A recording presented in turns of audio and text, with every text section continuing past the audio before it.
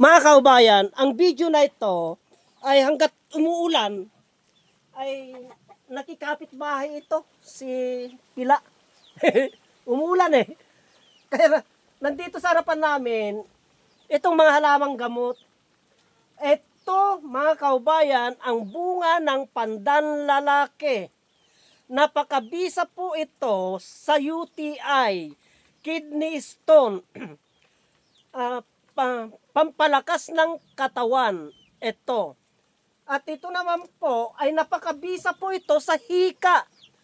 UTI, kidney stone. Pakinggan po natin mga kaubayan ang paliwanag ng bawat isa sa kanila. Kasi ultimong bata ay uminom po nito, kinakain po ito pag hinog. Kaya ito po ang pinakamabisang gamot nila pagdating sa UTI, kidney stone, prostatitis, hika. Pakinggan po natin ang paliwanag ng bawat isa sa kanila.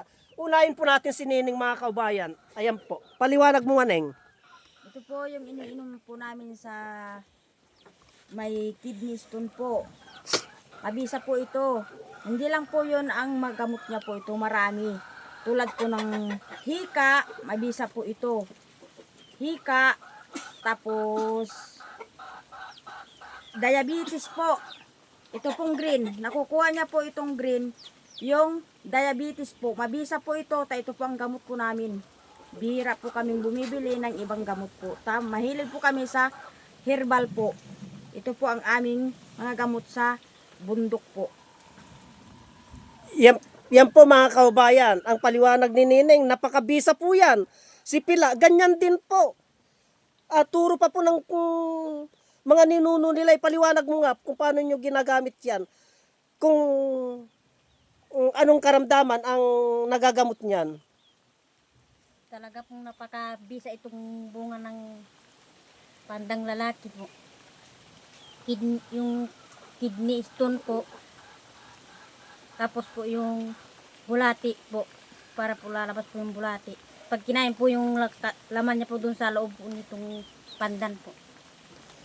Yung po, napakabisa po talaga. yung po mga kaubayan, ang mga ginagamot niyan, ang proseso ng paglalaganap po niyan, itong isang piraso na ito, mga kaubayan, napakarami po itong isang piraso na ito. Bali siyam, 2, 4, 6, 8, 9. Ayan lamang po siyam na piraso ang ilalaga po niyan.